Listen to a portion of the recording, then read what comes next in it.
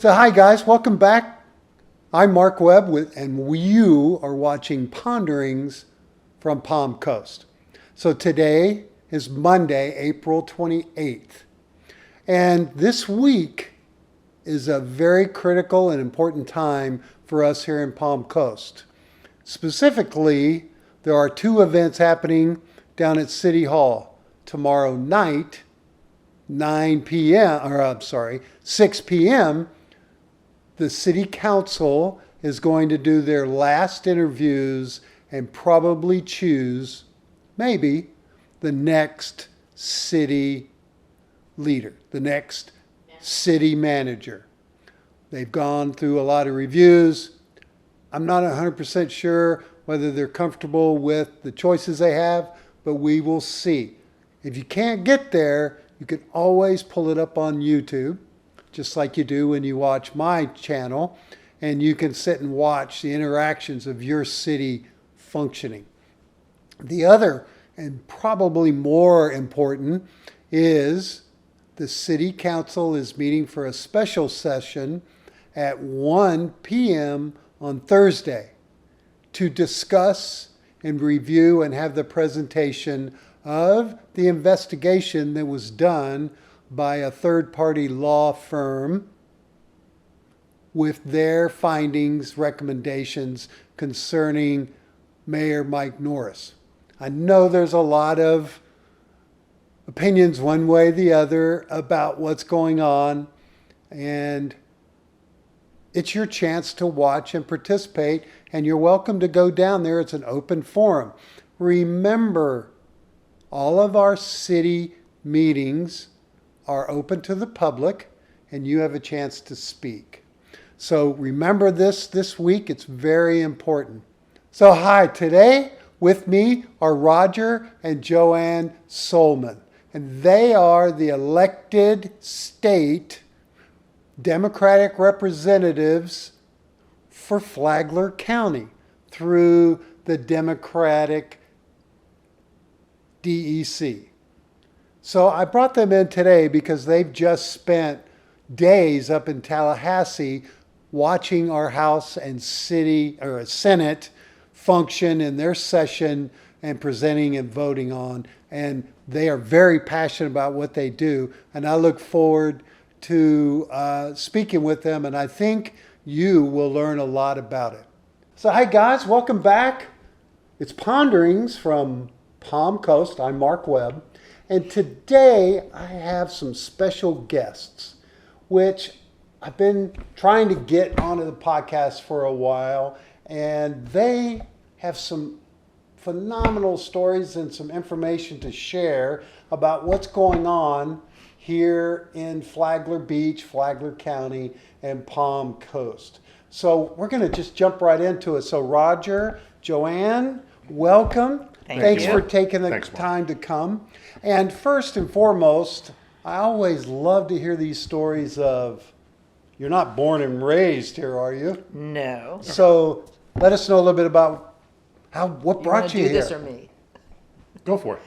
I have a very dear friend who has a condo in Crescent Beach, and it's gorgeous. It's on the top floor of a building on the ocean side. There are 3 bedrooms. You walk in, and all you see is ocean. And it took me 5 years to get Roger to finally come up and see the place.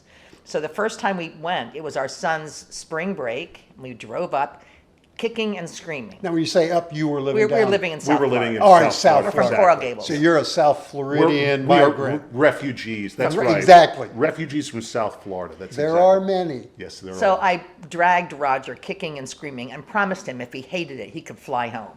Because he's so busy. Lucky you. You know, he's busy. He's working. I was stupidly busy. Yeah. But it was stupid. So anyway. Yeah. Kathy came over. They live in Gainesville. So she came over and she opened the place up. So when we walked in, the view was the ocean. And Roger said, My blood pressure dropped 20 points. I have never seen a vista like this before. Even though we lived in Miami, I've just never seen anything quite so peaceful and expansive And I just fell in love with it. And I knew that this is where I wanted to be. The So- beach does that to Yeah. a Oh, lot it of does. people. So Kathy and Wade traveled a lot. So when they traveled, we stayed in their place. We have actually stayed there was more great. contiguous days than they Yeah. have. So but we loved it. But you have to drive everywhere you go. You can't even a bike is where they are. It's hard. So let's get in the car. Let's drive south and see if there's some place that we could walk to. Right. We did some exploratory surgery. And it's almost like you throw a pebble into a pond where it goes out. So every day we would go a little bit further and further and further until We discovered Flagler Beach. Now, what year was this? 20 we started coming here I think in 2010. Oh, okay. And So, we were staying at Kathy's, and then probably 2011 I think we rented, then we decided to rent. So we rented in the white townhouses Yeah. in Flagler Beach, that angular building. those are one of the original Yes. Right. ones. Yes. We saw them in one of our historical presentations of the area, that was one of the very first hotel condo. there's a little story about our renting this place also. When we saw these townhouses, and they're right up on A1A overlooking the beach, and there was a for rent sign. So we got back, and JoAnn called the for rent, and we explained that we were looking for a month. September. And she said, the lady on the phone said, well, I don't have a month that I can write you. She said, but there is another owner, and you're calling from a South Florida phone exchange. Give this guy a call. Maybe he will rent to you. And then he said he had a really bad experience with rentals. Oh. And he didn't want to do it. So I said, well, where are you located? And he said, well, my girlfriend is at UM. I said, well, we live by UM. Why don't you come by and see how we live? And you'll know we're not going to, what do you say, change our oil in the On living your room? living room Yeah, floor. no, Exactly. that's Yeah. good. So they came over. We drank a couple of bottles of wine, and they gave us the keys. And the rest is history. We rented for 3 years 1 month a year for 3 years. That's until right. Roger convinced me it was time to buy. I kept saying we can't Now, afford it. you were owning down south. We were so- owning down south, but That's smart. every year when we came up, I mean, I wanted to buy instantly, but every year when we came up, I was like a kid at Publix. Oh, Joey, please, can we buy? Please, please, please, please, please. No. We were out there one afternoon, tough day for both of us, work-wise. We were out bobbing in the ocean, and it was this gorgeous day with seagulls, and maybe there were a few porpoises out there. And JoAnn looked at me and she said, you're right, maybe we should buy. And that's when I shut the hell up. I did. Said nothing Take the else. lead. The sale had been made at Take that the point. lead, for That's sure. exactly right. That's a gift. And then Congratulations. within a week, there was one of those units was available. So we called the person who had them, and actually we went home. Yes. And then we were in touch with this person, and he said, I'll be there next weekend. I said, well, we'll drive up. He said, you were just there. I said, Doesn't matter. it's 4 hours. Yeah. So that Awesome. we had the rental from 13 to 16. Right. Then we sold South Florida and bought a house. Yeah. And loved it ever since. Yeah. Ever since. It's hard to unique- describe It is. that in the seasonal of the busyness of the winter and the deadness of the summer. But it's not dead in the summer on the beach. A little bit. It is. I fish on the beach a lot. And I grew up on the Outer Banks of North Carolina. Okay. So a couple of storms in a row.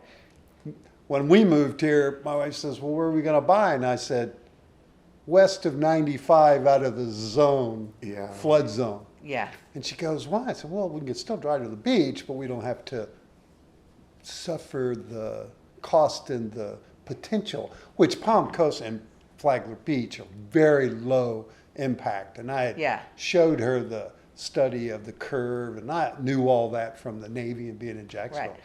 Now, what I'm really interested in is you guys are a part of a democratic process that I know nothing about, but very curious in the interaction of how we participate in Tallahassee and in Flagler County. So with that, why don't you open up and share a little bit about what your passion is? Because I know it's volunteer, first. and what you're doing behind the scenes that a lot of us don't even know.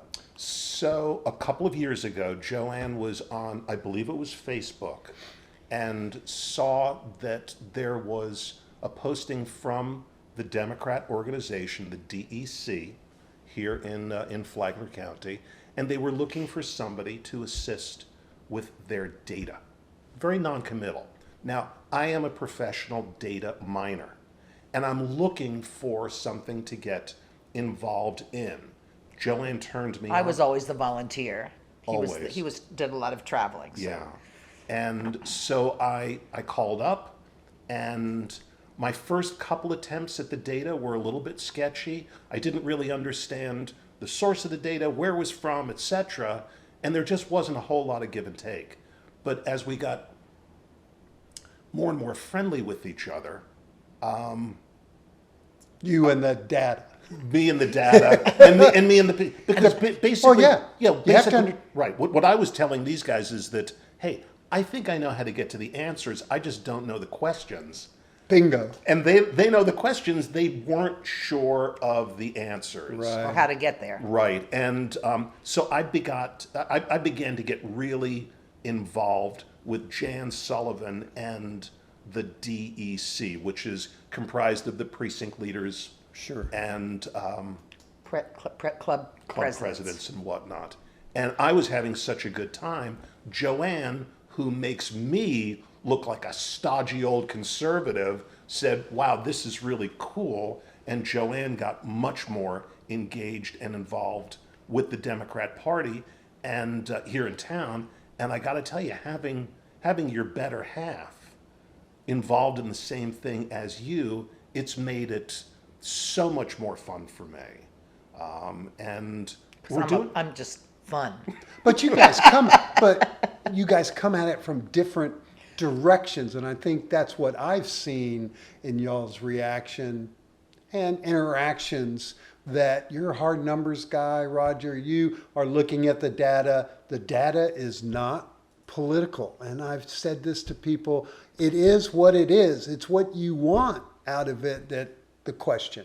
Right. Where your passion is organization and being involved, and I know I want you to share a little about the women's side of what you're doing. And so you're not stepping on each other's little world. You're actually working. I don't know numbers. Yeah, but that's what I caught very quickly as a great kind of working relationship you have. But so you got data, you're involved with the DC, so you were the first one to step into that formal. This was the first time in our engagement in any type of a community involvement where I had the initiative and JoAnn followed. But it's been lovely. Since then, we've been involved as a couple to functions like the state Committee. The state committee. The Florida Democratic Party has a meeting, and we elected officers and delegates. And that happened, I think, in March. That's at the state level. Right. That was in Everybody Orlando. went. Everybody went, and it was the first year. In the past, the state committee was organized. There were two delegates from each county, but the delegates from Miami had 60 votes, and the delegates from Volusia had 30, and we had 2. Wow. So, and it took a very long time for the state because it was totally unfair because 2 people could make a decision for the whole state, basically. So this convention, this state committee meeting, there were 400 delegates. We were just 2. Right. But it was very interesting. And 400 people attended. I don't think they were all delegates, but. This group is in charge of setting the tone and establishing the relationships between the Democrat Party and the local DECs, the precinct leaders. Again, you're talking state level. So Correct. to clarify, this ends with Nikki Freeze, Correct. It's her who y'all organization, yes. elected, And she right? was, yes, she was reelected as And chair. reelected. So we're only talking Florida Democratic processes at this point. There is flow down to Nikki and that yes. kind of Right. information. Oh, yes. Well, but- and we also elected 13 people to was go 13, to the DNC. Oh, Right. great. So they went to the Democratic National for this year. It's Right. starting. So they're on the DNC. They're the ones who elected. I don't even know who it is. But David Hogue is Hogue first is- VP. That's the only one I remember. He's making a lot of Yes, he is. Inroads. inroads. So to clarify, within the state, you represent the DEC Flagler County, because DECs are county driven. Correct. And then you go to where and meet with who? The meeting that we attended was in March in Orlando, and people came from all around the state Right. to attend the meeting. Yeah, every county in Florida has what they call a DEC, a Democrat Executive Committee. So on a local basis, not only were JoAnn and I representing Flagler County at this meeting as we appointed people to go to the national, but we also are responsible for assisting the party to certifying clubs and caucuses. So the Palm Coast Democratic Club, the Flagler Beach Democratic Club. Those are the only two, I believe, because the Other caucus. Yeah. Black the caucus women's club, and the women's. Democratic Women's Club is a Right. state Right. women's club. It's not. We don't go through the DEC, but we're part of the DEC. Now, the position that you have presently in representing or working with DEC, that's voluntary? Yes. Yes. And I think like they it. asked us to do it because we could share a hotel room. Right. You know, it's less Hey, expensive no. that way. You know, before it was Clyde and Ellen. Oh, So right. yeah, So how long have y'all been doing this? this is this it. your we first were cycle? elected in January. We were elected in January. I believe it's a 4-year term, and so that's what we're here to do. And as part of that, we're also part of the Small County Coalition. There's like 5 or 6 different Zoom calls that we have every month to learn what's going on, best practices. Let's figure out what works and what doesn't. Share the knowledge. Exactly. Right. That And is there's so important. absolutely, Oh. absolutely. I wish we did it better, but I believe that we're doing it better now than we used to, and I think that's the important thing. Well, you were just sharing that you recently was up in Tallahassee as your Yes. role. Share a That little wasn't bit. at How the was that? as the role though. No, but you. We went to the Democratic Women's Club of Florida. Okay. Arranges for what they call tally days every year during the legislative session. And this year, there were only 4 of us, I guess, from Flagler. But you go, have you ever been to have see not, the legislature? It's That's- unbelievable. It's crazy. It's So you crazy. talk about that to start. So we went there to learn to see how the sausage was made. And JoAnn and I sort of graphed out what we wanted to do based on what we knew we were going to be seeing. We wanted to see litigation, we wanted to see discussion, we wanted to see laws being either passed or voted on. We wanted to get a taste of the Senate as well as a taste of the House. And these are 2 different organizations. They walk differently, talk differently, act differently, etc. Because we were part of Tally Days and we were given some hints, it was a really organized, sort of self-guided path. So here's what I mean. When we first got there, our guide took us to the Senate printing room. If you look at the new Capitol, got Senate on one side, House on the other, and it might be Senate on one side. I wrote down Senate on the left. On the left. Okay, thank you. They're up there. Yeah. And each one of these bodies of lawmakers has their own print shop. So what you do is you go to each one of the print shops and you get the calendars of the weeks. And So that's their schedule. This is one That's day. exactly This right. is just one day. That's exactly, that is, but it is their calendars. So you say to yourself, well, I'm interested in education, or I'm interested in land use, or I'm interested in whatever. You go through the calendars and you sort of ferret out what you want to look at. So that's the first step. The second thing that we did was we hoofed it over to our governor's office and To sign in. Right, we wanted to make sure that they knew that we were there. And we did the same sign-in process to our senator, our state senator, and also our representative, Greco and Leak. Leak. Leak. Exactly. Yeah. Exactly. So that's what sort of put us on the right path. And Joe, do you want And then there wasn't any committee meetings right then we wanted to see, so we went to the old Capitol. The old Capitol is a museum, and it's got three levels.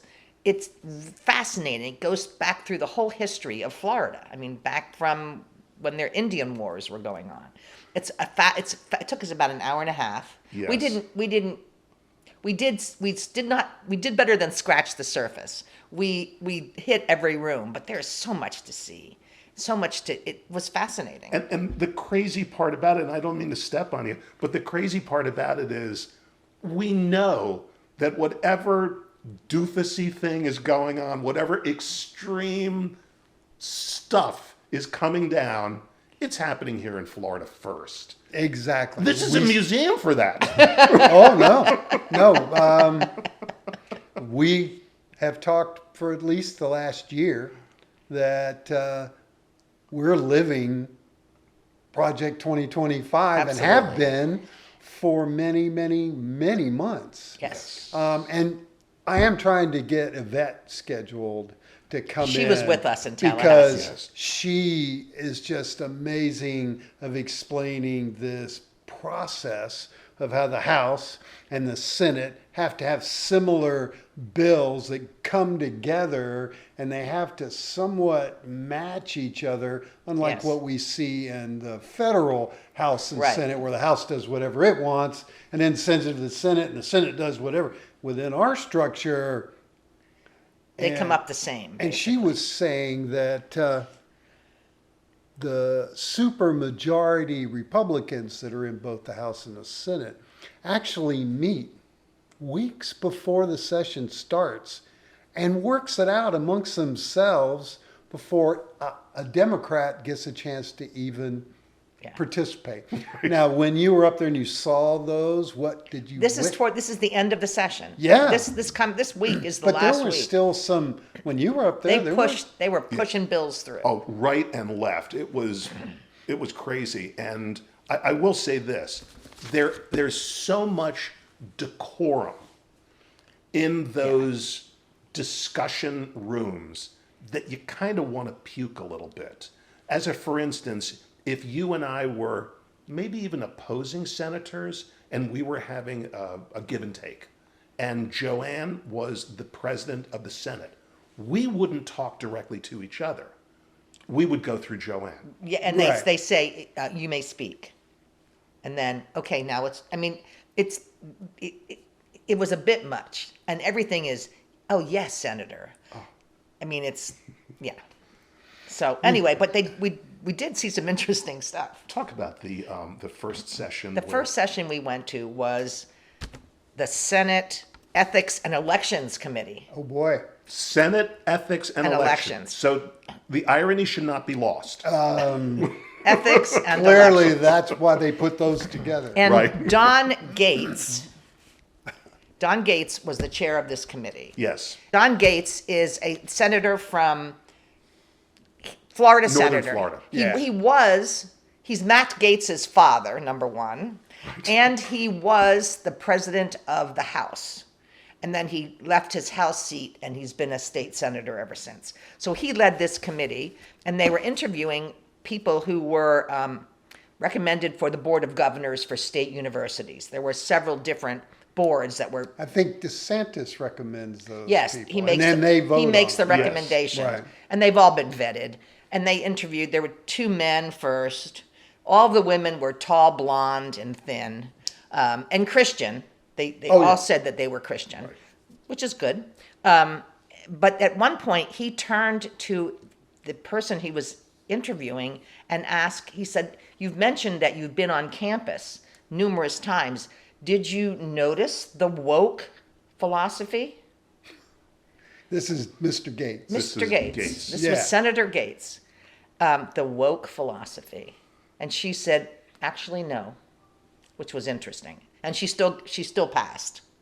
Oh, with flying colors. Did any not No. No. pass? No. No. If they get there, No, they're in. They're there. Yeah. Unless they found out last night that you kill dogs or something. You're in. Well, I don't know. That hasn't been a disqualifier, unfortunately. No, it Even hasn't. felonious. Well, forget it.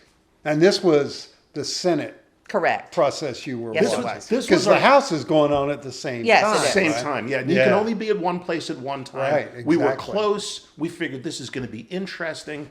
But when Gates said his wokeness, JoAnn and I looked at each other like, is this real? How did that become a bad thing? It's very real. Yes, yeah, it Oh. is. So after that, we had the opportunity. The Democratic Women's Club hosted a luncheon on the House side. Yes. For I guess senators were invited too for the Democrats, and we got to meet a lot of staffers who were there. I served iced tea. It was really fun. A lot of interesting people. We talked to several of them, and then we went to the education. This was the most depressing. We went to, it was about, parental rights, which sounds like a good thing, except this bill is meant to if you're a teenager and you have an STD, I was reading that today, this morning. if this bill passes the full Now, Senate. you were in a subcommittee? Yes, kinda we were in the slow- committee meeting where Okay. they were arguing it out. And most teenagers, I would say, let's just say teenagers don't necessarily like talking about sex with their parents. Half parents don't even know the kids are having sex. They don't want to know. So if a child comes up with an STI or an STD, they want to go to the doctor and get medication. Well, this law that they've written says that they cannot do that. Parents must approve of any treatment that their children gets. And JoAnn, Yep. question, was this the one that was specifically designed to address at-risk Well, kids?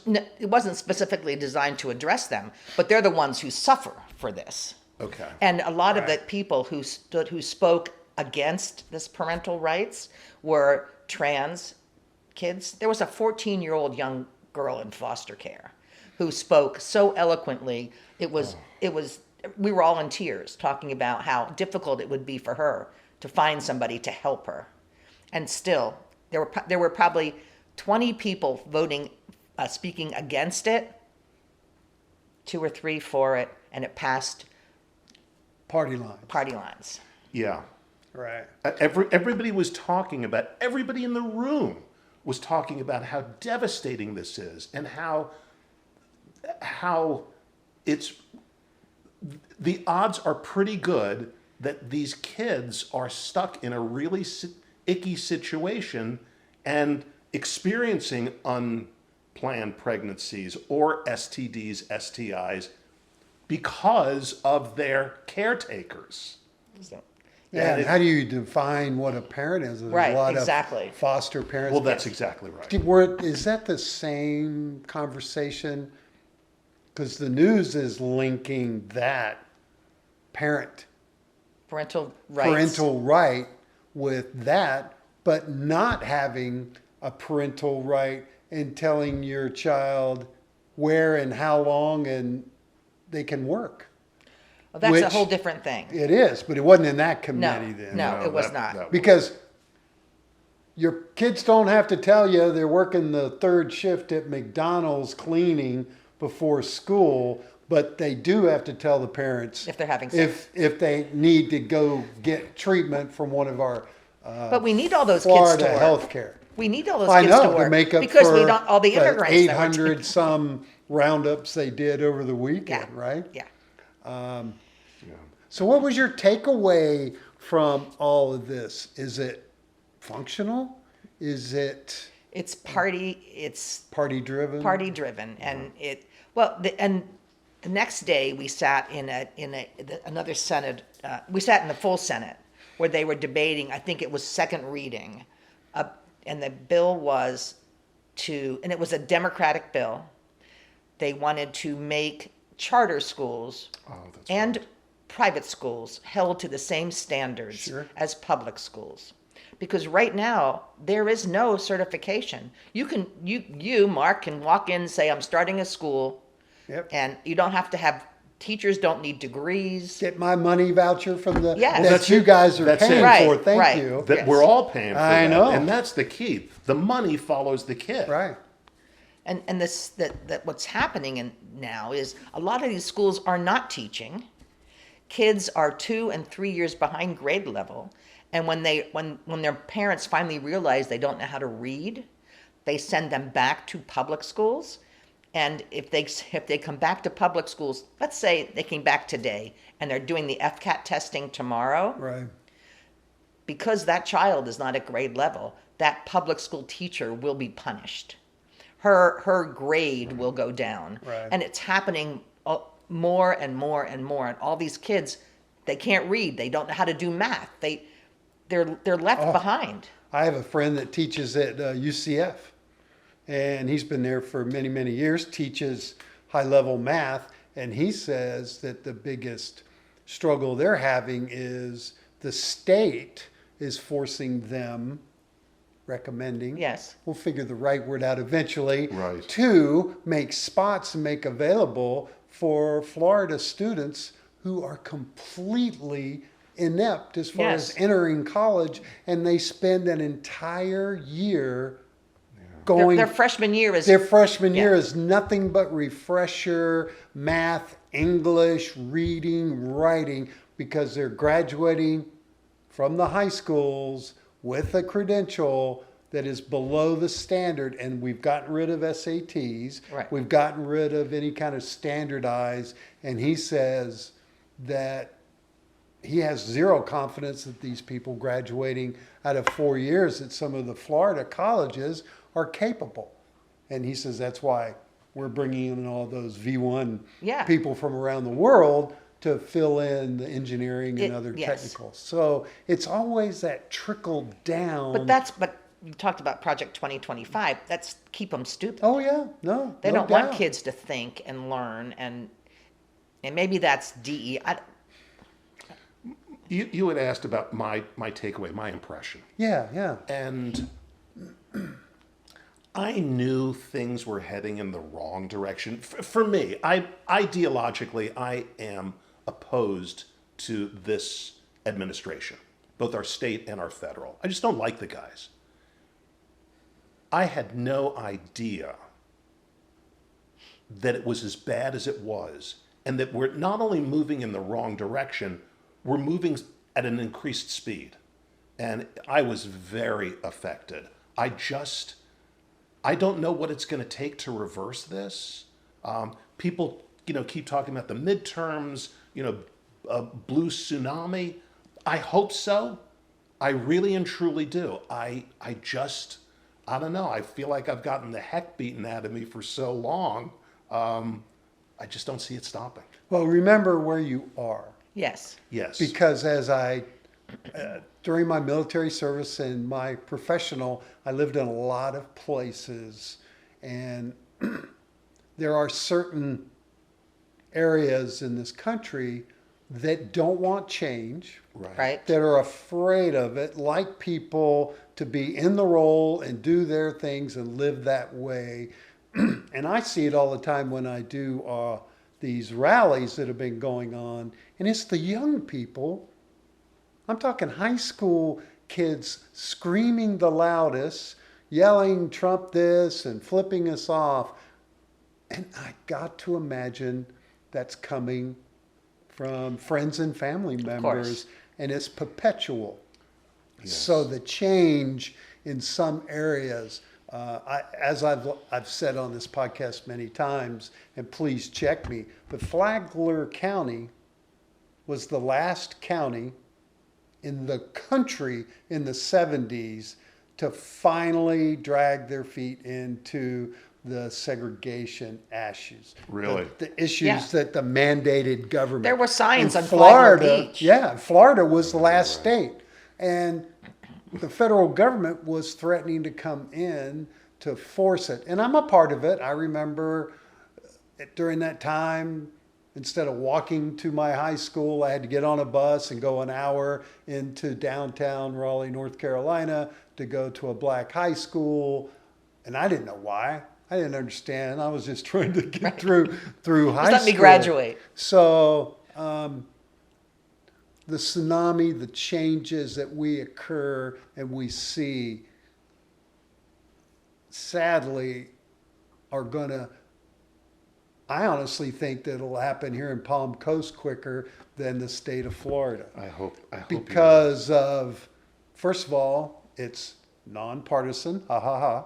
Except for we have Ed Danko Right. asking people to their face when he was looking to replace Heichner when she resigned. Are you a Republican or Democrat? And the room went nuts.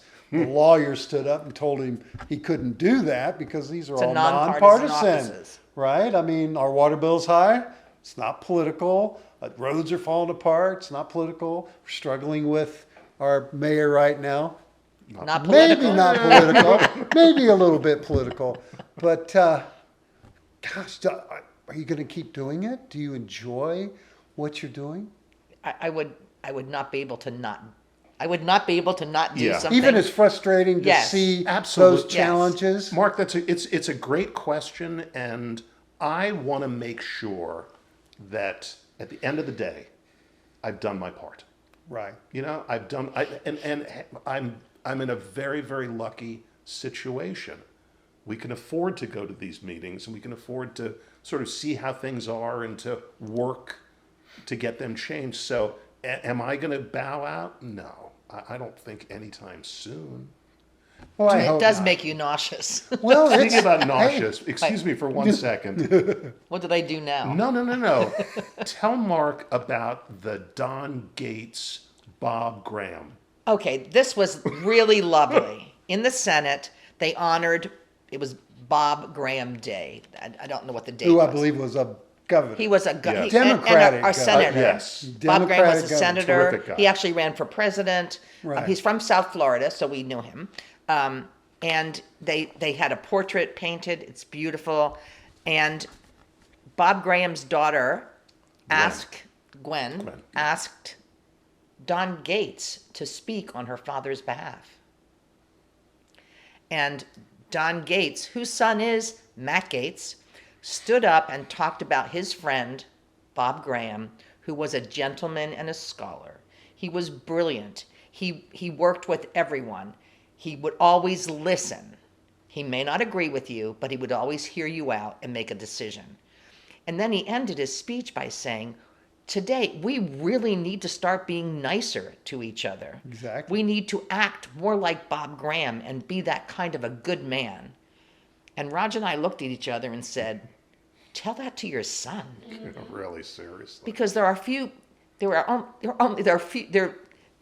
few less people than he's the worst. And who's the woman from Georgia? Marjorie Taylor Greene. I mean, they're just nasty. And for Don Gates to talk about Bob Graham's humanity was sort of hypocritical. Didn't go over well. Huh? No. Not with you guys. No, not with our group. I mean, I get it that you have a right to swing your fist until it comes in contact with my face. And then it becomes my business. Right. And I just feel like that there are so many people crossing the lines. And I look forward to civility. I look forward to civility. I totally agree. In my last podcast, I talked about my experience with a veteran who was flipping me off and yelling at me while I was at a rally. I had no political clothes on. I was standing there with my Navy retirement hat and an American flag. And here's a veteran screaming and flipping me off and calling me a liar. About what? Well, and I stopped. Luckily, there on Belterre, the traffic starts and stops. And there was a lot of people with a lot of political things, but he stopped right in front of me and was flipping me off. And I smiled at him. I asked him to roll his window down. And I said, "Are you flipping off the American flag?" As he's got a veteran hat on. He says, "No, you guys are all lying." I go, "Why About are you?" what? And I just looked at him and said, "Why are you so angry? Why are you so mad and intense?" And it's on both sides. And the discord, the ability to do what I think our founding fathers always thought we could do, is sit at a table and talk to resolve and ask the one question: what is best for the citizens of this country? Not corporate, not the guy giving you the thousands of dollars to sit in the seat, but the citizens you serve. And we've lost that. And that's what we I said. feel we've gotten away from that. When we went to Senator Leake's office, lovely young woman working there. She said, "Why are you here?" And I said, "We just want him to know that he represents us too. All of us. Yeah. Not just Republicans. He represents the non-political people, the Democrats. It just needs to keep that in mind." And then when we went to Greco's office, by the way, the senators have much nicer offices. Oh, yeah. Oh, no doubt. Much nicer. No, well, that's... And he yeah. has a lovely young man working for him as his aide named Joel Rodriguez. He was charming and sweet. And he said, "So, why are you here?" I said, "I want him to know he also works for Democrats." And he said to Roger, "So, what's basically on your mind? What are do you you care uncomfortable about?" What do you care about?" And Roger said, I'm uncomfortable about everything I've seen so far this morning. And it's true. It's true. "Yeah, Listen, this is a super party mentality.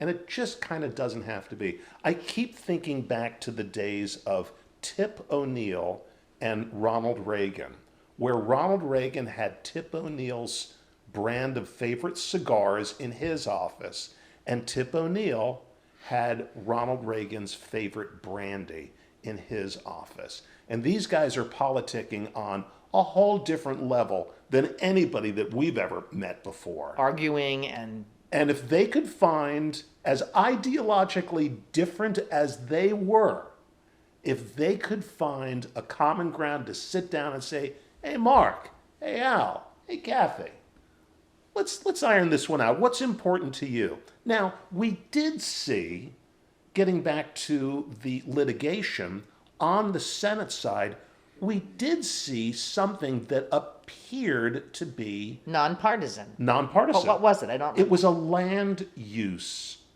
legislation. And it failed. Right. By one vote. Yeah. And that's Gates and Leak differed. Yes, which they I did. thought we had a red light, on the board versus a green light with the other one. I don't remember who was who. Right. But the important thing is, It was one bill that wasn't totally one-sided. now being the conspiracy theory person, that it could very well have been somebody said, "You know what, let's give the dog a bone. Let's throw him this one. It doesn't really, I have no unearthly idea." But the fact of the matter was, this wasn't a foregone conclusion. It wasn't railroaded through. And I thought it was memorable for that reason alone. I find it, and it happened in the last session, all of the drama, all of the back and forth, all the efforts end up in one guy's desk, of which went through and vetoed 90% of them and kicked them back. To have some of them get the veto Right. beaten and voted to push them back. So, yeah, it's something I highly recommend everybody participate. I can't get people to even come to our city council meetings. And it's the same kind of drama. I mean, if you want to watch the interactions between different council members voting for this or that and all the drama that's going on. See, we go to Flagler Beach Commission meetings. They're nothing like that. Yeah, but in Flagler Beach, it's a week. Your mayor doesn't even have a vote. She does not. She does not. And a weak I'm mayor learning system. about Yeah. all of these things about how it is. She And- does have a vote in certain situations. Yeah, but in on a regular generally, basis, she no. does not. So, but do you think experiencing and going up and doing all that makes you better citizens? Definitely. And how would that correlate to your strength or your belief in being a Democrat? Well, I actually want to start visiting Greco's office and Leake's office on a regular basis, just because if they only hear from Republicans, they think everybody agrees with them. It's like watching Fox News. Yeah, only. well, we don't do that either, but Yeah, I do.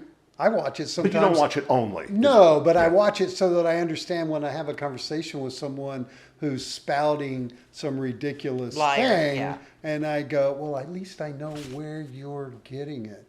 Because as for me personally, and not my wife is very much on the other side of this, I'm interested.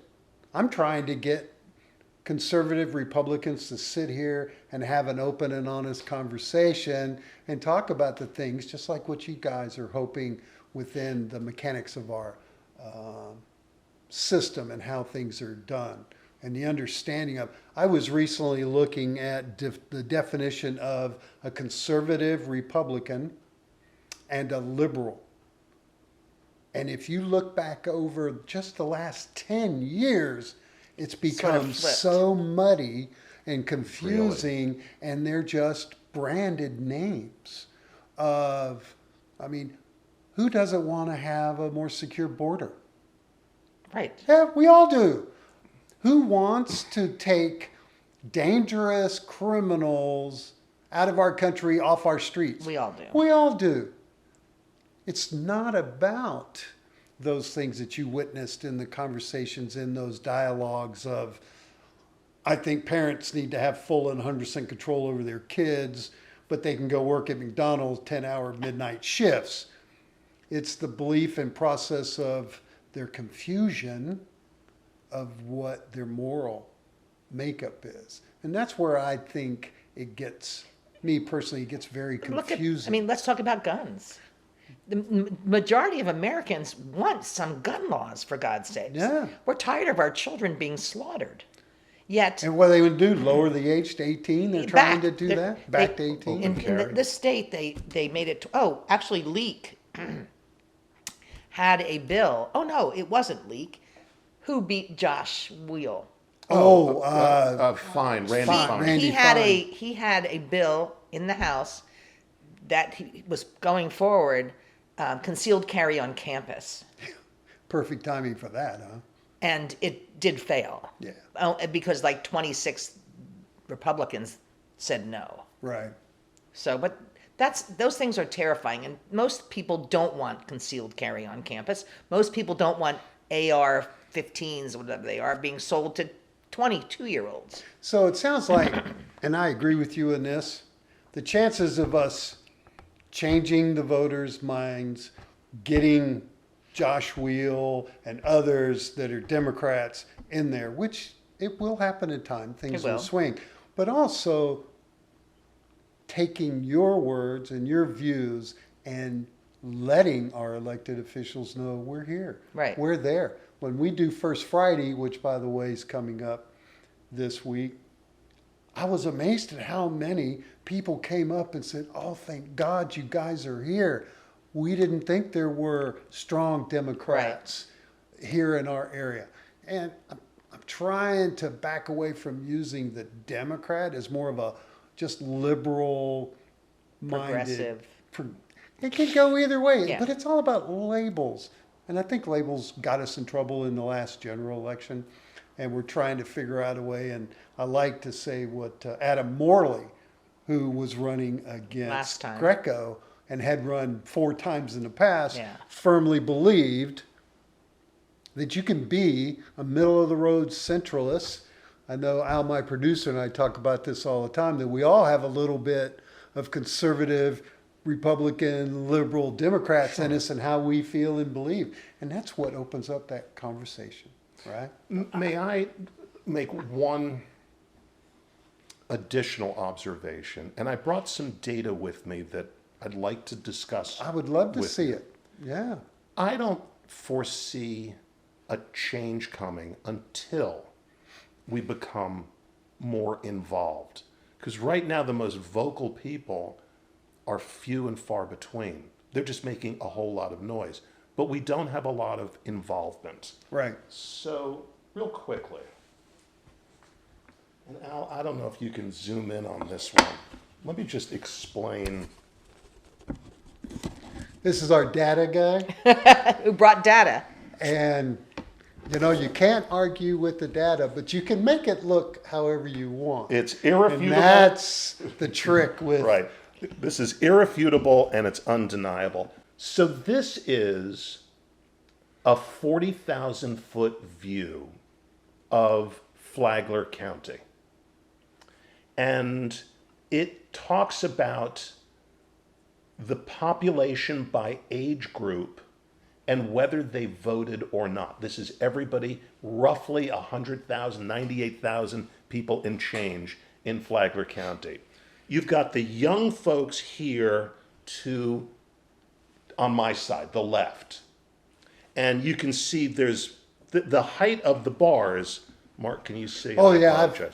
I've seen it before. I've seen it before. The height of the bars is the amount of population. So when you go from, and you count all the people in these gray bars, you've got roughly your 100,000 people here in Flagler Beach. The young folks, all the way over to the oldest people, 18 to 25, all the way 91 years old and older.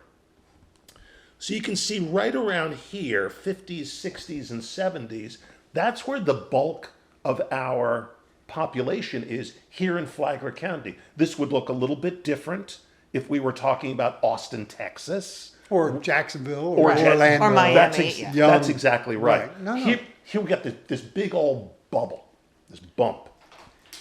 This line, this dark line, is the percentage of people, Republican, Democrat, nonpartisan, green, libertarian, the percentage of all the people that didn't vote in this last special election with Josh and Randy. So this is where there was $20 million worth of stuff being poured into this community. And we still have 90% right here of this 18 to 25-year-olds did not vote. In fact, most of the younger folks did not vote. There's over 6,500 Democrats here, and Democrats are only 25% of our registered voting population. So there could be over 20,000 people here, just young people that didn't vote. And that's the thing that frightens me. That there's so much dissension. There's so many people, pardon me, that are pissed off. But gosh, if we're not doing anything about it, if you don't vote, can you really legitimately complain? I mean, I know that they are, but anyway, that's... The interesting, and I think the challenge... Take it away. No, and I agree. But stating data that shows that the majority of people don't participate in our government or voting has been a long time practice. I would challenge someone to go back on presidential general elections and find one, there are a few, in which the majority of eligible voters, remember we've talked a Right. lot about branding and names, right? So you have eligible voters. That's people that are 18 and older. whether they're- Registered to vote. Or not. There's some Oh, never eligible, registered. okay. When we say eligible, Oh. see, when you think about the data of eligible voters in the United States, it's roughly almost 280, 290 million people. But then when you go and look at during the general election, and let's pick the 2024, and you see that 62% of those eligible voters voted. And the person that won with half of that. Now, you hear it on the news all the time. We had a large majority. It was a landslide. We won. But you have to understand, and this is the way I look at it from data, right? Eligible voters in this country don't vote, period. And that's been an ongoing issue. As a retired Navy man that traveled all around the country, and I talk about this all the time, I have been in countries where the citizens would die Right. to have a voice, to be able to vote, to be able to choose. However you feel about the effectiveness or the fraud or whatever, I remember being in the Middle East, and it was an election day, and people were running around showing the finger. ink on their fingers, Right, yes. how proud it was that they had done that. Where is that? Because to me, what you guys experienced in Tallahassee and what we saw in the special election was a failure of the public to care and participate in what happens. And you're right, they all sit and complain when their Medicare gets affected or their house insurance goes through the roof. Do they not know how to speak out? So this That's a biggest challenge we have, isn't it? This is the question that I have. Why do people not vote? Are they pissed off? Are they ignorant? Did they say, well, it's not going to change anything? I don't know. More important to me is what can we do to motivate people to change? Without saying, because I think that this happens all the time, hey, look how it is. Right. Do you like where we are now? Definitely. You had a great point, and I've lived the last 17 years in Washington State. After I retired from the Navy, I went to work for the Boeing company. Very blue, very progressive.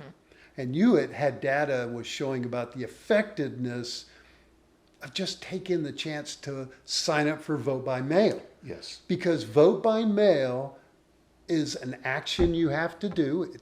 Here in Florida, it's not as simple as you think. You've got to fill out paperwork and you've got to show passport and you got to do all the ID thing. But then the ballot comes to your house. It reminds you, oh, there's an election going on. Well, Roger, in Washington State for the last over 20 years, it's been mandatory.